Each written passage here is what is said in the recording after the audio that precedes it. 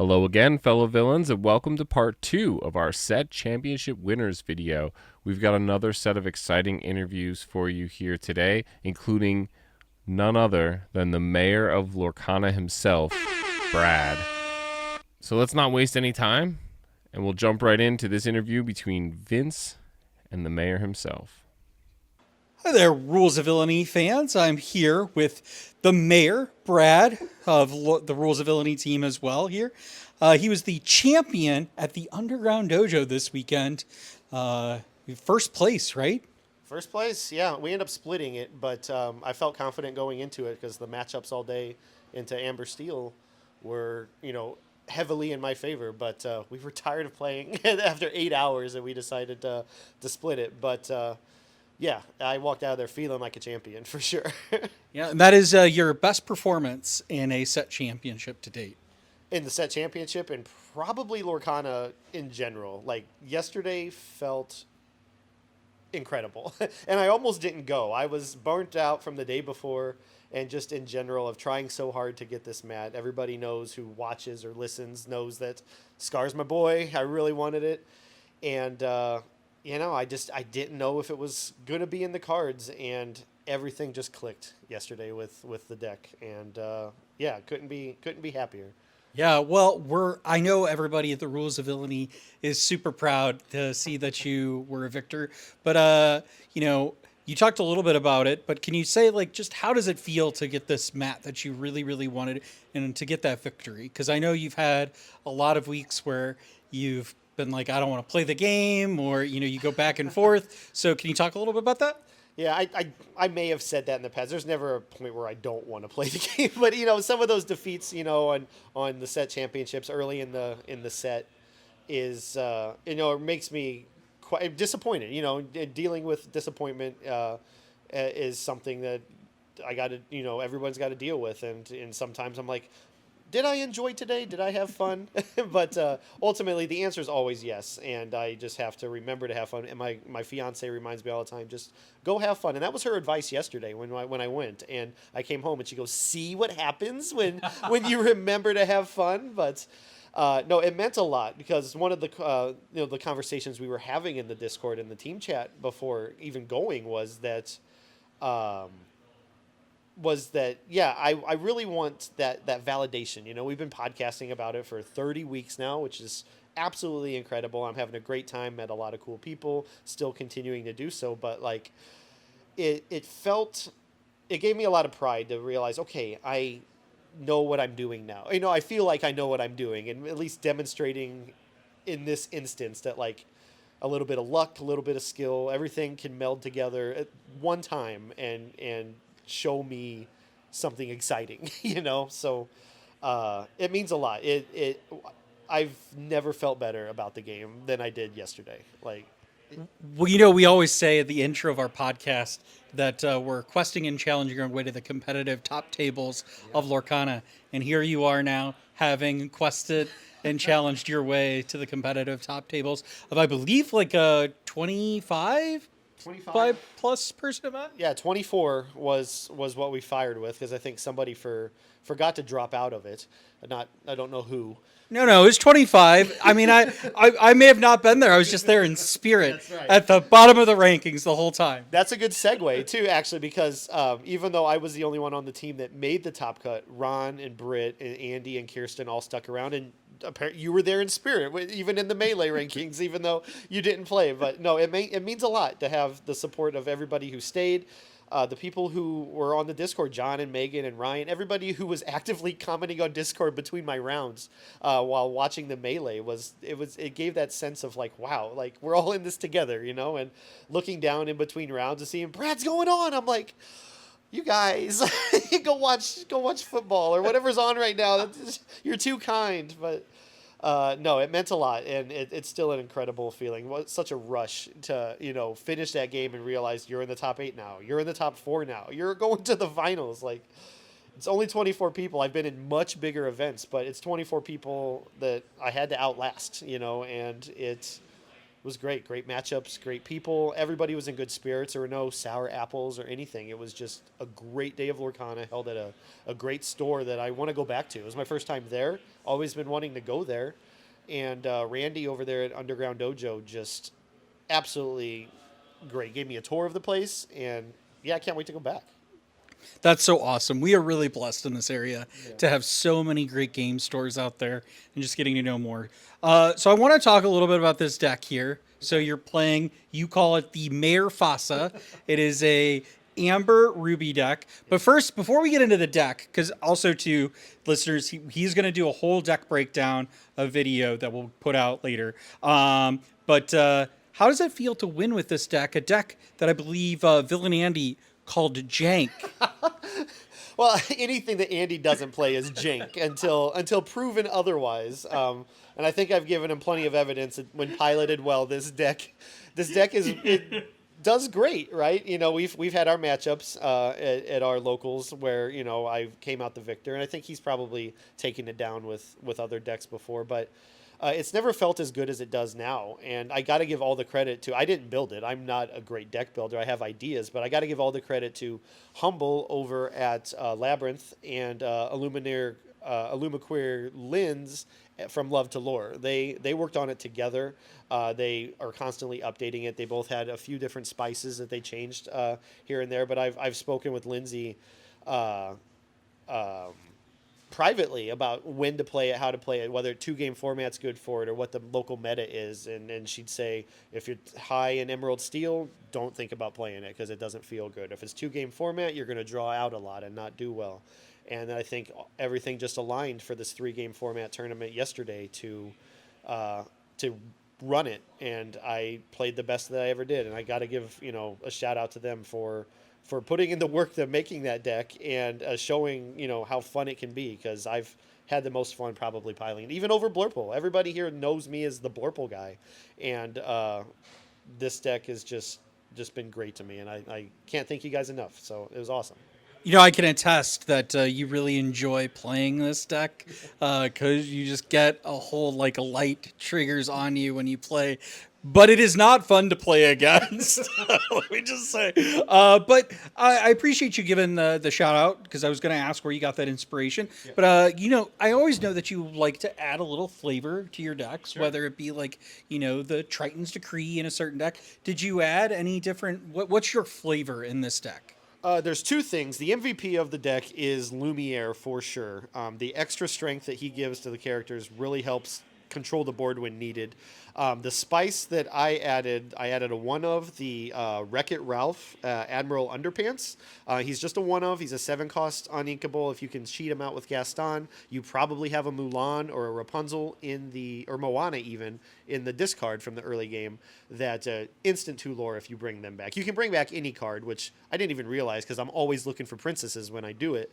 But I saw a guy in Codey in the mirror match yesterday bring back a Tremaine, and I'm like, I didn't even know.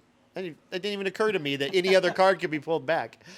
Spice, the Ralph is my main spice, but the other one, probably my favorite one, and the only reason I'm playing it probably is it's one of my favorite cards. It is the foil BLT Mickey, and it's not just the Mickey. It's signed by both Steve Warner and Ryan Miller, the co-creators of the game, and one of my favorite experiences was meeting them at Seattle. I happened to have the foil BLT Mickey to get signed, and so if I have an excuse to throw it in a deck, I'm gonna do it because it's so pretty. And even when I bring it out, people are like, oh, who is that? And I get to tell them the story, right? And so half of the fun of this game is just sharing the experiences that we have. So those are the main spice ones. But other than that, it's pretty standard what Humble and Linz are running. So. Yeah, that's awesome. It's great to have a card that came from the first chapter. Honestly, I think it was some of the first artwork we saw in Lorcana, and to come full circle now that we're, just finishing up with set champs here with Azurite Sea, and we're, just weeks away from the release of Arcasia's Island. And so it's really great to have that card in your deck and to see that. So moving over to the matchups. So when you were going into the thing, you were going to have fun, but what were the matchups you were hoping for that you had most thought you were advantageous in? I don't know what the most advantageous ones are per se. I know a good matchup is the Ruby Amethyst. You're playing what you can to build up your board. You're going to have to expect to be prepared at some point, and that's when you want to kind of get out the Mufasa to get the character advantage out there. Like, sure, you can be prepared my board. Hopefully, it's not so detrimental. But if Mufasa's out there, I'll start my next turn with a character because you're not going to be able to answer it for at least a turn. Hopefully. And I didn't run into any Ruby Amethyst. In fact, all day I played Steel. Aside from the mirror match in the first match, I lost. But everything after that was Emerald Steel, which, as we addressed earlier, is not a great matchup. I happened to get by with a very, very lucky top deck, Big Sisu. I'll talk about that more when I do the deck breakdown. That get me through that game 2-1. And then everything after that was Amber Steel, Amethyst Steel. And I was just on the advantageous side of being able to control their board before they can control me. The most difficult one that I had was, I think, round three against Christina, where she was running the Sonic Warrior Aerial. Once she got her out, she got two of them out in the time that we were playing, and I was worried about all that damage just clearing my board because I love that card. And she played it really, really well. But I happened to get the 2-0, but they were stressful, long, thought-out games. I know Andy's going to make fun of the fact that sometimes I play a little slower than others. Andy has no room to talk. But we were both thinking really hard because we both really wanted it, and we were talking and having a good time too, as I try to always do with the opponents who want to socialize when I play. But yeah, to answer your question, I think Ruby Amethyst is a good matchup most of the time, and everything just felt good yesterday. All the Amber Steel was in my favor, and I was going into the finals against Amber Steel and had no reason to think otherwise. Yeah, so what were some matchups that you'd be concerned about with this deck? You talked a little bit about Emerald Steel. Are there any other decks, or is there a particular reason why the Emerald Steel is a weak matchup? It's the discard, because if you don't hit your Rapunzels and you don't get your draws, like you're top decking. I was top decking just a little bit ago, playing it, showing off the deck a little bit to Ryan. Yeah, so having no hand and then they go wide, it's no bueno. But yeah, the biggest concern was going into that matchup in set two or in game two, because local here has been on the Emerald Steel discard for a long time, ever since he got into the game, basically. And I know it's a tough matchup, and I said, I addressed earlier, I squeaked by on one of the mistakes that I made in the first game, not really thinking about it, not having a lot of experience against it, is that there is another spice card in here, the 6-cost Peter Pan Pirate. He has Evasive, and the very first ink of the game, I inked that Peter Pan, and of course he shifts Diablo on turn 2, turn 3, whenever that Diablo comes out, and I realized, hey, I have Gaston on board. I could have played this Peter Pan on 4 and had an answer to Diablo. So I didn't have that. I ended up losing that game and then winning the next 2. But it's those things where, I don't have a lot of experience playing that deck against that deck, so I didn't know to think about that, and a mistake that was triggering me the entire time before I got through that, knowing my conversations with Lindsay were like, oh, I'm going to lose this matchup probably, but yeah. I don't remember the rest of the question. No, I think that was great. And I'll leave a lot of the rest of the individual kind of discussing the deck to you in your special video. But do you have any mayor wisdom to give to folks out there that are looking to quest and challenge their way to the competitive top tables now that you've made a champion? And, I'm here looking for that advice too, sir. Are you asking about this deck specifically or just in general? Just in general. Remember to have fun. Ace, the Emerald Steel person I was just talking about a little bit ago, he was offering my advice, after the first round of a mistake that I made or whatever, and be willing to take it, because he's like, I don't know if you were in the mood to take advice, because sometimes, when I'm not having fun, like I give off a vibe that like, I'm so mad and whatever, and it's never at the opponent, right? It's just disappointment that like, did I play that wrong? Did I do something? Like what could I have done differently? Because I wanted that scar so badly, and but remember to have fun, and I think that's the best advice that Emily, my fiance, has given me, is just go out, have fun, no matter what happens, play the game and have fun doing it, and then nothing is gonna stop you from having fun. You might not come out a victor in where you want to, but if you're playing the cards you like and the deck is fun, and the people you like around you are fun, just remember to do that, you know, and that's what I, you know, try to strive to do, you know. So have fun, guys. That's my advice. Well, that's the mayor's wisdom, and thank you for taking the time, and congratulations again. We're also very proud of you to get that scar mat, that champion mat, and get that first place win. I know you said you split it, but you still got that champion mat, and that's amazing, and we're so happy to hear it.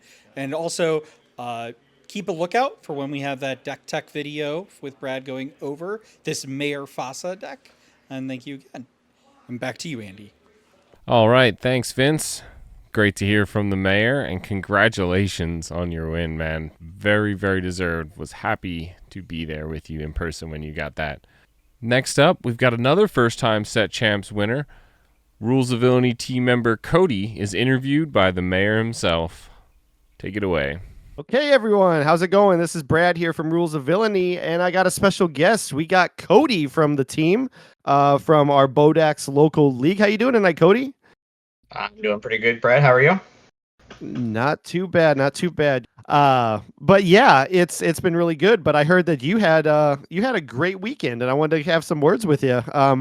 Saturday at Bodax Games, the location we all met, and including yourself. You took down a set championship, your first one. How'd it feel? My very first one, yeah. The light off the shoulders. It was a little conflicting because although there was only 8 people there, it's 8 people that are all playing against each other every week, and you never want to knock somebody out, you know. Like, I know you were after that Matt, and I just happened to get paired with you, and Yeah. turned out to be the beneficiary of that. So Yeah, I felt like you expected it too. I remember you sat down and your first words were, "Good, this is the pairing that I wanted." And I was like, "Okay, I don't know how to take that." But you know, I mean, you coming in every weekly, you know, you have these different decks. A lot of them, you know, kind of have a central theme of being. I think you played a lot of Emerald before, and a lot of Amethyst, and that was the pairing that you did this time. But it was a different variation of it. You want to talk about a little bit about it? it's mean. It is that there's no other choice words for it. It is mean. Now it gets destroyed by steel just like any other aggro deck, but it moves. Sure. What makes it mean? Why would you describe it as mean? The whole okay, so ideally, turn 1 you got your 1-drop, 2 lore quester, you know, and then turn 2 the ideal is to have another 1-drop, 2 lore quester, and Pegasus as a second 1-drop to play on turn 2. Ideally, you're questing with the 1. They're going to take it out regardless because it's 2 lore. They're not going to let you get it on the board as fast as you want to. Yep. But turn 3, you shift, and your other 2 lore quester is evasive until the start of your next turn. So unless they use an action to take it out, you're guaranteed at least 4 lore from that. Sure. Yeah. We're talking about the 1-drop Maleficent, the 1-drop Cursed Merfolk, and then the 1-drop Pegasus from was that set 4? Set 4 or 5? The Pegasus package. That is Pegasus is Ursula's, I believe. Ursula, yeah. And it is absolutely mean. That whole shift line with the Pegasus on 3, you know, keeping those questers out. It's pivotal in getting that early lore. You know, like you said, dying the steel is a problem. But fortunately, I don't think you ran up against any steel over the weekend, did you? Or over that event, to have to worry about that. I think the only steal I found was in round 3 against Kirsten. Yeah, oh yeah, she's running. Was she running blue steel or sapphire steel? Yeah, I believe so. Yeah, I didn't stick around for that. I didn't really need to. It was, you know, being the 8-person game, it was pretty much single elimination, right? So I wanted to get a jump start on the rest of my day. But what made you? Let's keep talking about that deck. What made you decide on that? I know, like I said, you've played a lot of different decks since I've known you. What made you decide on that specific deck? You know, I used to play the whole Ruby Amethyst, Arthur LeFleur, you guys have talked about before on the show. And I'm one of those people that you could almost call insane. You do the I same would. thing over and over again and expect different results, and for some reason I got a different result this time. So Yeah. I went in there thinking I was gonna play Ruby Steel, and then with it only being us 8 people, and it's like, you know what, I'm gonna go with something that I know operates properly. So it worked. Yeah. It was a good choice. It certainly did. Yeah. Yeah. What made you? What the Ruby Steel? That's fascinating. Given that we've kind of memed about it a little bit with Andy, the bet for the subscribers and everything, and he worked really hard to build a Ruby Steel and try to make it work. What gravitated you to that idea? Because that would have thrown me completely off seeing somebody else on it. You know? So that was the whole idea of it, was to throw everybody off. Yeah. Because at that point, nobody plays it. So, okay, is it pirates? Is it just all eliminations or removal? So you really don't know. Are you playing aggro? I mean, because there is that 2-drop 3 lore Simba that's Ruby. So you can Sure. still get a little Yeah. bit of aggro out of that. I'm not running that in that deck up. It's more pirate themed, but it works. You still run the Flynn package. Gustav 3-drop inkable 6/6. I mean, Oh yeah, comes in. He's exerted till somebody's he comes in challenged. exerted, yes. Yeah. Or he does it But ready. That's what it is. Yeah. no, he doesn't ready, and he comes in exerted. Yeah. The only way he readies is if you challenge and banish another character. That's right. Yeah. So, I mean, playing Ruby, you got the Fan the Flames and the Foo to also play with that. Yeah. Let him up. So once you get turn 5, you get a Maui out there, and you get a couple castles or some manors or anything. I mean, take out a character real quick and then just ready whoever and just go to town. That sounds fun. I'm Yeah. hoping that now that you found the success in the set championships, that maybe we'll get to see you playing around with that. That sounds really interesting. I mean, But, I'm gonna try to. I just re-sleep the other deck, but I'm gonna try to move on. Yeah, as you should. Play some, figure out some new combos, things that people might not have thought of. But getting back to the deck that you did play, the reason for the interview, given how successful you were with it, let's talk about your matchups. What did you find in the 3 games you played? Was particularly tough. I think what was your first matchup? I know you played me playing Red Fossa in the second round. You played Kirsten doing Sapphire Steel. How'd your first game go? So my first game was against Amir and his Ruby Sapphire. Yeah, I was gonna say, which well, everybody knows. We all know what he's playing. We all know what it can do. I mean, he's had great success with that deck. I think he's got his champion mat too, I believe, right? Or at least he's got a place of scars at least. So yeah. But I've had really bad luck playing him in the past. There's a second chance tournament. He ran degenerate aggro and stomped me, and that was the end of the day right there. Because the next game aggro, next game aggro, next game aggro. Yeah. It's like, you know what? I'm tired of getting beat by aggro, so I'm gonna start playing aggro. Yeah. So I'm done with the control. I'm here to go fast. Yeah, and fast you did. Like I said, that Pegasus package, protecting everything, and this the constant lore threats that are coming. You got the Go-Go's in there. You got Bonsai to, if you don't quest with it, you got the strength on it to take care of things. You got the Fox package. You got the White Roses. I'm sure we'll have a picture of this on the screen as I'm going through this. But naming off all those cards, that's only half of your deck. What would you say playing through your rounds with this? What was your favorite card in there? What card did the most work, or what kind of spice do you have in there that you might have pulled off during the tournament? So as far as most work, Pegasus by far. That was the most. That was the most key card to that deck. Spice. is that 4-drop Inkable Yzma. Legendary 3/3 exert. If you have less than 3 cards in your hand, draw up to 3 cards. Okay. That came in clutch against a game against Amir. I only had 1 card in hand. I happened to be able to pop off the Yzma, draw a couple cards, secure a victory. Good. That with that deck and any aggro deck, I mean, we all know that there's card draw problems. Sure. If you're running Amethyst, you have a little bit of an advantage with the followers, Diablo, Genie, Rabbit. But the Yzma is kind of a one-off, you know? People don't expect that.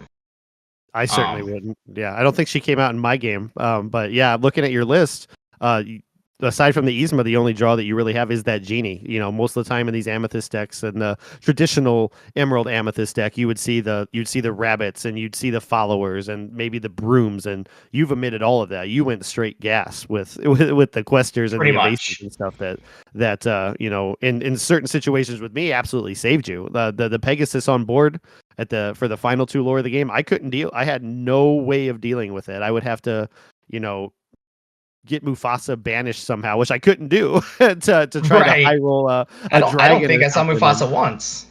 Probably not. Yeah, it's we. That's a whole other conversation that I will have some content on here for it. Andy has said it before. He's like, you just throw Fasa in a deck and you call it a Fasa deck, and it's fun when you get to play the roulette. But a lot of times I'm doing a lot of other stuff with it. So he just kind of, you know, if he gets to do his thing, he does. But yeah, in your games they went so fast you didn't need to see, like, you couldn't see him, right? I'm too busy trying to control your board, and that it was never the right play to get him out there. So right. But yeah. So yeah, we talked about your favorite card, your Yzma Spice. I think that's a good Spice card, because I could, as soon as you mentioned it, I realized I don't think I've ever seen that card played. So, you know, if you got to pull that off, congrats to you. I only got to pull it off once, but it did benefit me, and I did get to pull a win off of it. That's fantastic. Love seeing those kind of cards get played. All right, moving back to your deck. You said at the end of this tournament that this was probably your last one. So, I mean, congratulations for, you know, achieving it on what was going to be your last one. If you were to have played again with this deck, would you make any changes? Is there anything you noticed in playing those 3 games that didn't quite work, or what would you do differently, if anything?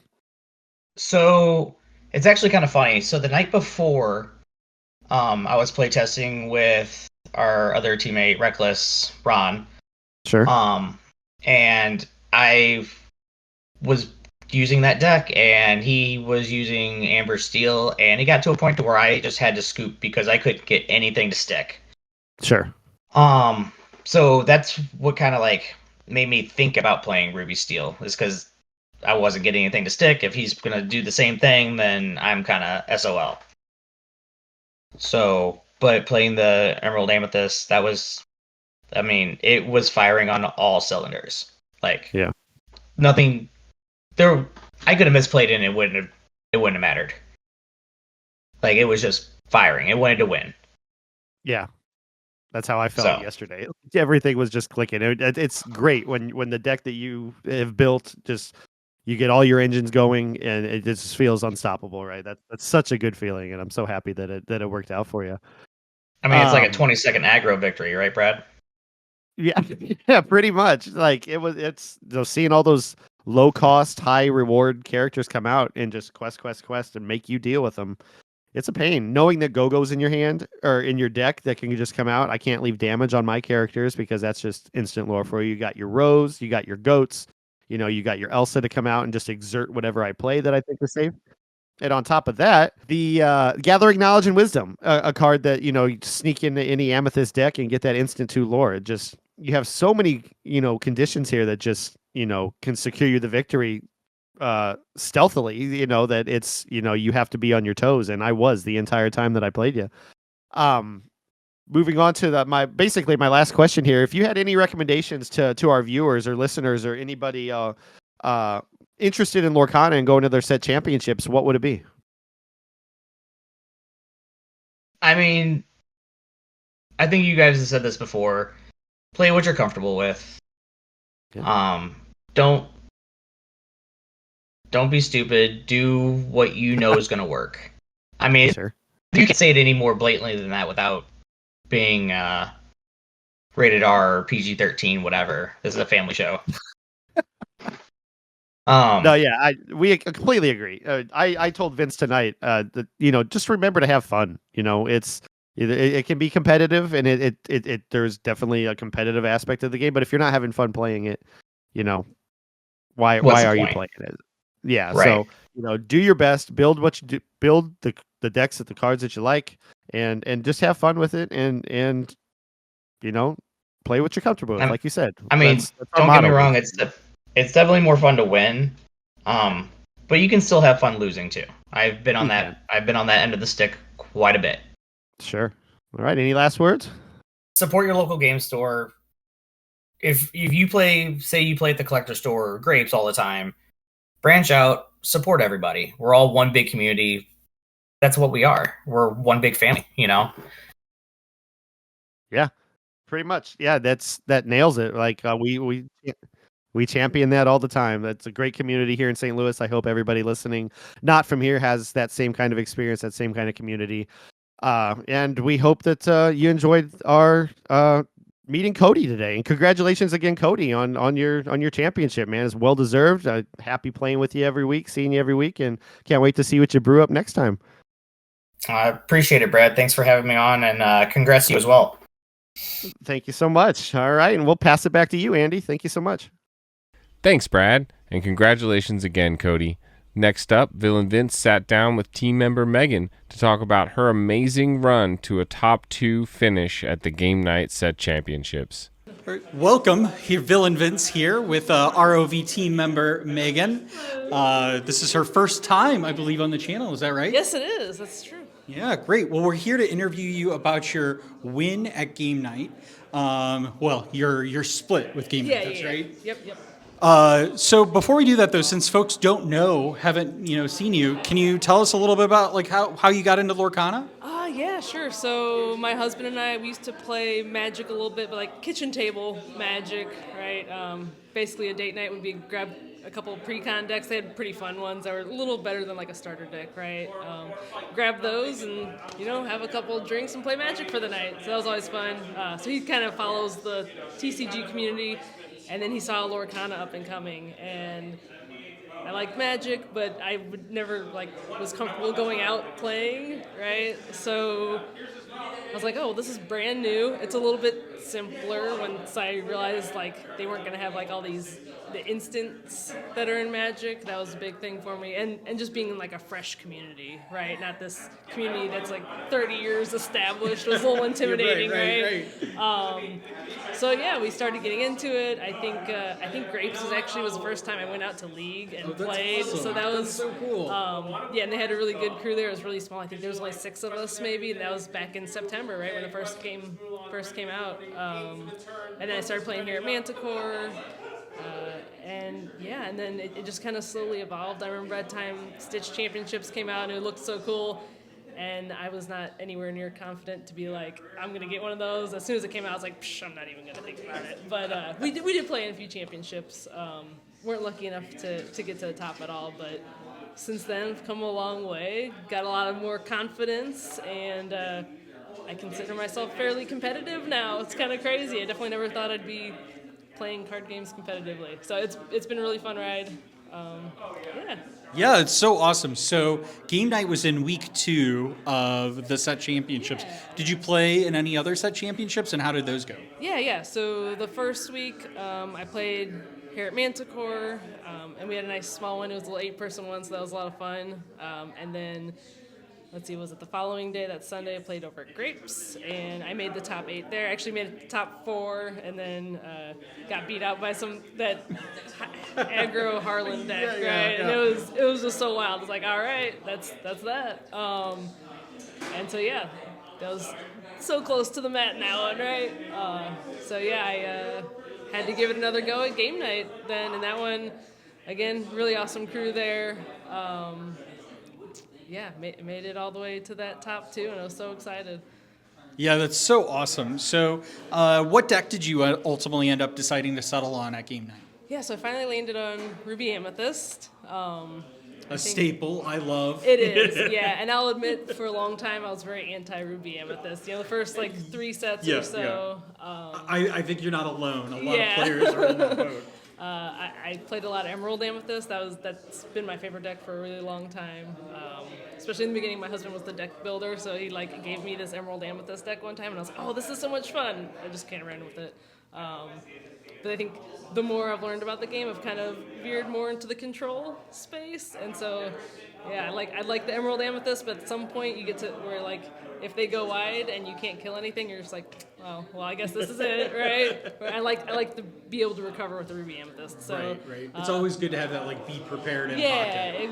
exactly. Just a little reset button is nice, and it's kind of crazy when you get to those games and the opponent's at 19 and you're way behind, and then you're like, sorry, and you just kind of make your way back. It feels good, but sometimes I do feel bad. But yeah, I think last set championships I actually started picking up the Ruby Amethyst and getting into that, and I've bounced around a lot this set. Pretty much all the Amethysts I've been playing. Did the Emerald Amethyst for a while with the Go-Go, that was a lot of fun. And then Amethyst Steel I tried out quite a bit too. Also a lot of fun. I really loved Calhoun in there. But at the end of the day, the Ruby it's good. Yeah, it's definitely the right way to go. So, you talk a little bit about game night, but also other tournaments you've been to. Yeah. So, what were some of the matchups you were most looking forward to? You felt like, oh, I've got this, or I've got a better shot at this than my opponent. Boy, that's a good question. I felt pretty good into the Ruby Sapphire, but also I know it's a really tough matchup. It can swing one way really quickly. My husband actually likes to play the Ruby Sapphire a lot, and I played him here, and I didn't see any rabbits, and it just obliterated me the whole time. He 2-0'd me so fast. So it can swing hard either way, but I really like the matchup just because it's so back and forth, and a lot of calculated decisions have to be made. I don't know if there's any that I was necessarily point out that I was looking forward to, but I think all the matches this set are really tough. There's the aggro can be tough, the control can be tough. It's just all difficult. Yeah, for sure. Any matchups that you find that are particularly difficult for you playing Ruby Amethyst? I don't know. I do think Emerald Amethyst is a pretty tough matchup for it. With the Ursula sniping the B preps. It's I like my B preps. Just kidding. Yeah. Can't get rid of those fast enough. And of course that Go-Go package is really good there. And I love the Merfolk, but man, when they're on the other side of the board, it's rough having to throw away a card for them for sure. Yeah, absolutely. Can you tell me about any matches that were really fun or that highlighted that you really enjoyed playing? Yeah. I'll call out Izzy at Grapes. Yeah. She made it to the top 8 that day too, and I think we were at some of the top tables. I think in round 3 or 4, and I won the die roll. So I know she was playing this hyper aggro. I was like, okay, well I won the die roll. Right. I can do this. No. She obliterated me. It was fantastic though. She was playing the Amber Amethyst, right? Yeah, Amber Amethyst. Hyper aggro, which she's been playing for a long time, and she kicks my butt all the time with it. She kicked my butt at Fortuna, so I 100% can relate. I think last set she was playing it too, and we were playing at 2 different leagues together, and we would get matched up every league. I think eight leagues in a row we got matched up together. I think I beat her once. I was like, oh my gosh, and that was playing different decks too. Yeah. But no, she's a really good player, and I was so happy for her to make top 8 that day. So that was really fun. Yeah, that's awesome. Well, the final question I have for you is, what advice do you give to other TCG players out there that maybe haven't done well in competitions and are trying to do well? Yeah, that's a great question. I think keep playing, keep trying different things. If you find something that's fun, but maybe it's not winning, keep trying it. Play it, have fun with it, tweak things, and you'll find the groove in there eventually. If you don't feel like you can do that yourself, I'm totally all for net decking too. Go on Dreamborn and find some decks that have done well and be like, ooh, just try them out. Maybe you don't like to do that, but maybe it's worth taking a week just to try a deck that has done well, and then you can play it and see why it does well, or why you like it, why you don't like it. That's always good too, just to try different decks and find a groove somewhere. Yeah. Well, thank you so much for taking the Yeah. time, and congrats again Thank you, on such a thank you. successful set championships. And I'm sure you're ready for Azurite. No, not Azurite Sea. It's Arcasia's Island. I do this podcast, and you think I should know, right? But anyway, thank you so much, and back to you, Andy. He's gonna love that. I really don't. Thanks, Vince. And congratulations again, Megan. Last up, I was able to sit down with ROV Reckless, aka Ron, and talk about his top 2 finish at the Game Night Set Championships. Hey guys, Villain Andy here, and I'm joined by one of Rules of Villainy top team members, fellow content creator, and the winner of the Game Night Azurite Seas Set Championship, Ron, aka ROV Reckless. Congrats on your win, man. I know you were able to pick up the card earlier in the season, but you were still aiming for that playmat. So how did it feel to get the win? It was good. I mean, like, legit, everything that day, it just felt perfect.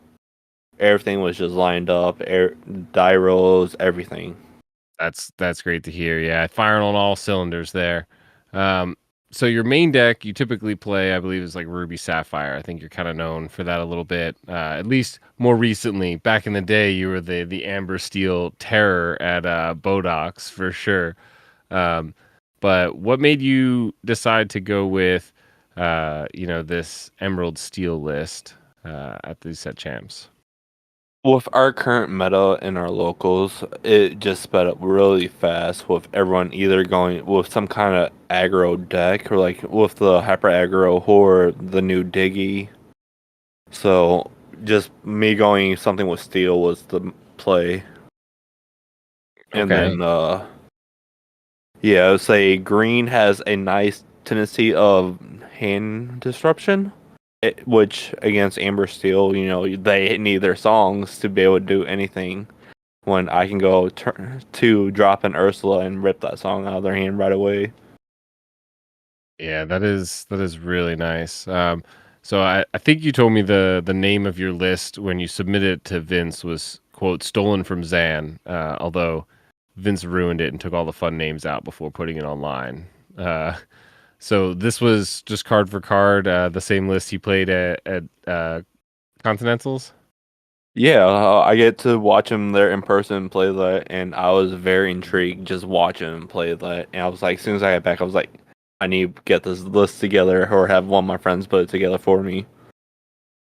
Definitely. That's really nice. How did it, like, did you like it? It seemed nice. I mean, I know it's similar to his last build that he won with, but it's got a few tweaks in there. What did how's it work? It definitely took me a little bit to get used to, but overall, like the Ruby Sapphire matchup is still a tough one for me to pilot. But overall, the deck was fun. Definitely different. Like no one was expecting anyone to be still playing Emerald Steel, which caught so many people off guard at game night. Yeah, absolutely. I think there's like only 1 or 2 people in our area that we can sort of count on to be on Emerald Steel, and they're just kind of Emerald Steel stands, right? Everyone was expecting you on that Amber Steel or the Ruby Sapphire. So I wonder if that played into catching some people off guard a little bit. I'm sure it did. So did you have any particularly tough matchups throughout the day? Any ink combinations that maybe you were most afraid of and how they played out? At game night wise, I mean, matchup wise, for my matchup, I was lucky. Round 1, I had a traditional Steel Song player. Round 2, I had a Emerald Amethyst tempo deck. Then round 3, I had our fellow team member, Kristen from from Grapes. Yeah. Too many stores we go at and have associates with. But I had to get to face her round 3 And lucky enough, she was still on her steel song where I was able to manage her songs and just take away from that. And then round 4, I faced our fellow team member Jimmy as well, which I believe was on Blurple that day. And I watching his gameplay, I was kind of worried because he had the McDuck manners. So like, that 9 health on that location was pretty difficult. So I was kind of nervous about that matchup. But overall, with us going to the 4th round being the only undefeated, we knew the smart play was for us to ID to just keep going, preserve our spots in top cut. Definitely. And this was a two game format event, right? So Yes, it was. so in top cut, but what were your 2 matchups going into that final game? So in my top 8, it was I face off against the same EA player that played in the 2nd round. Okay. So we just had another. This time he was able to get me to push to a game 3. He just found all the gas in game 2. I was like, I bricked, didn't see none of my songs or anything. But game 3, we pulled it back together. Had Double Singer, Ursula, and Muses doing some mean stuff. Nice. Yeah, that's generally a favorable matchup, right? For Emerald Steel or Steel anything into that Emerald Amethyst can be Oh yes, for sure. fairly favorable. And then after that, I think you actually played against Kirsten, right? In the semifinals match. Yes, I did. She was on what? Sapphire Steel that day. Yeah, I believe the Harlan Sweet deck. Yeah, very similar to that one. How did that matchup go? So that one, I was kind of nervous. We were already speaking because we were trying to see who wanted to move forward for the playmat, and we ultimately agreed that I would move forward, but we would still play out just to see how the actual match would go. And I ended up 2-0 in her, which Diablo. Again, everyone that says ban the bird, I stand behind them. If they want to, go ahead. But the bird is mean. Yeah, you shifting Diablo on turn 2, right? That's Turn 2 Diablo, turn 3 hard casted Diablo, and then like turn 5 or turn 6 played another Diablo. Yeah, it's it's all over there too. So what would you say would maybe be like the best card in your deck, or maybe something in this tournament that this card sort of stood out as winning you a couple games, maybe one you didn't think would, or just old reliable coming in handy. What best Oh, card? for sure, old reliable Diablo. Just evasive bird that gets to give you a draw every time your opponent draws during their turn. You can't beat that. Guilty feeling of drawing a card when they draw a card, just like you draw, I draw. Oh, It's like, I had it was my first round opponent. He willed me, and I had Diablo on board, and I legit sat there for like 2 minutes. I'm like, how many draws off of this do I want? Ultimately, I just took it all because I was like, you know what? What are the odds of him able to wheel me again? Especially when they just hardcast the wheel. Yeah. You can also decide those like one at a time, right? Is that what you're saying? You were going through Yeah. basically deciding the extra 7, like one at a time. And once you hit like a small Ursula, right, you can just say, all right, well, I'll take all 14 of these because that's the first card I'm playing on my turn. Oh yeah, I off the wheel we were able to hit one, and then off the other we hit another. So on my following turn, I did double Ursula play. Nice. Yes, I put them at the point where they had to hardcast Zeus to get rid of my Diablo. We had some chess play that day. Diablo is obviously the best card in the deck. It's getting banned for a reason. What? No, I'm just kidding. Ban the bird. Were there any cards in your list that maybe you could have done without? I think I'm Still Here is in the list, 4 of them actually, which is kind of interesting. Some might think that might be one of the weaker cards. So there is that. Oh, yes, I could see where some would say that, but there was times where I found it useful where I had Ursula double sing for the draw and then to protect herself and something else while I quested. So like sometimes I will give to PJ Prince John and quest with him. So now that's Prince John with Ward resist 2. Okay, I didn't think about that. So was there any cards maybe you didn't need as much, or you found were not the strongest cards in your deck? So for me trying and testing Zan's list, the one go was the like I didn't really see room for that. Like I know I see the reason why, but in my test play and all my test playing and then my actual showing at game night, she was Link the whole Yeah. time. Would you put a different card in there? Maybe another Muses, another Cove? I would definitely up the Cove. Okay. Cove Yeah. makes Diablo very painful for people. Yeah, it helps dodge Brawl and Storm. It is. Also nice with Calhoun. Oh yeah, the Calhoun as well. The Calhoun special. Oh, I forgot about that being a new addition to this Emerald Steel list. That definitely makes it really nasty. Mm-hmm. Turn 4. If you don't get Diablo, you go Merfolk and then Calhoun turn 2 because you know they're going to try to stop Merfolk. Yep. And so they discard, and you get the extra 2 lore from Calhoun and punish them for that. You also played, I think we talked about this before, but you played in a bunch of other set champions. Ruby Sapphire, played Amber Steel, Emerald Sapphire even for one of them. You crazy Baja Blast deck. Which list was, most fun to play, and maybe which one felt the strongest? Oh, well, you're actually missing one off that list, actually. What else I did you played play? one tourney playing Ruby Amethyst. Oh, okay. All right. So Ruby I Amethyst. kicked Okay. off the season with Ruby Amethyst at Unique Emporium, Okay. where we had team member Jimmy and new team member Ryan, I believe. They were both on Diggy that day, which me and Jimmy had a very good match between me playing the Ruby Amethyst and him on Diggy, where it was one of those, if you don't win this turn, I win on my next turn. So, and to go back to your question, the most fun deck definitely was Baja.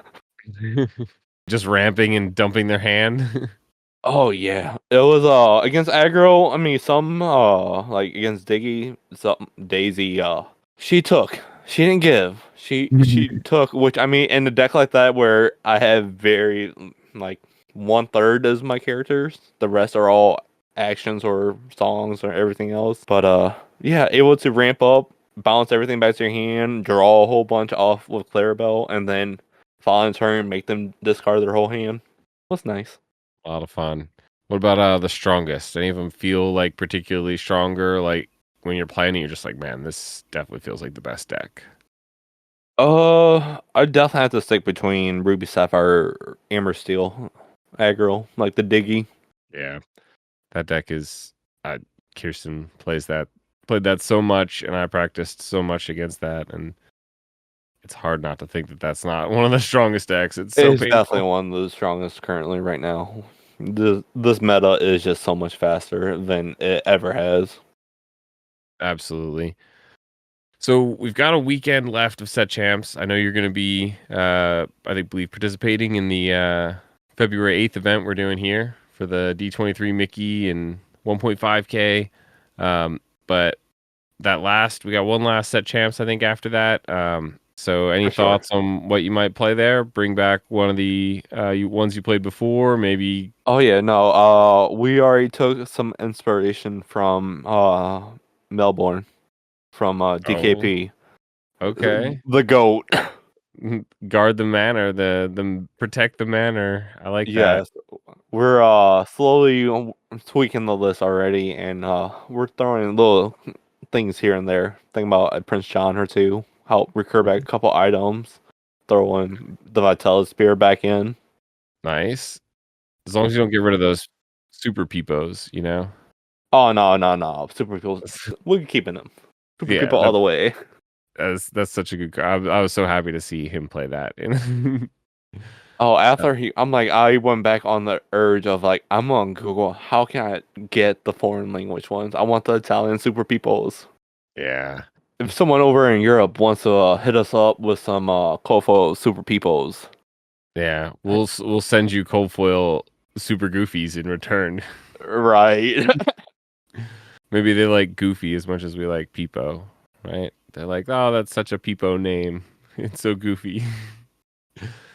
All right. Well, so there is one weekend left for our viewers out there. So if you had to give them a recommendation of something to try, let's assume they've been practicing a bunch of different decks, or whatever, they're having trouble deciding on something. What would be some advice you give? Maybe what deck would you recommend for them to try?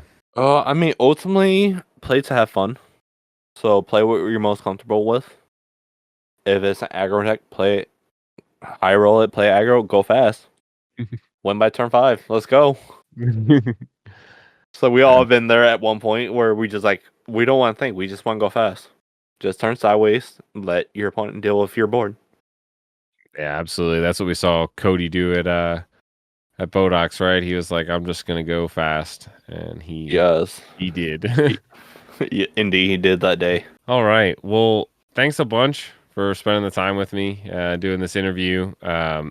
Congratulations again on the set champs wins, and good luck in the future set champs, future events. Why don't you let us know where people can find you on socials, and if you have any other thoughts for the viewers.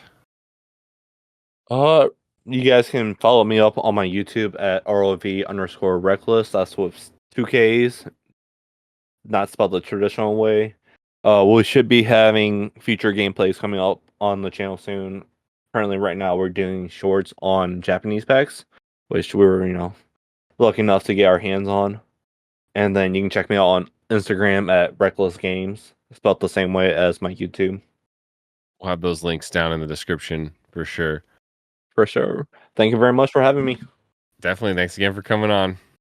Thanks everyone for tuning in.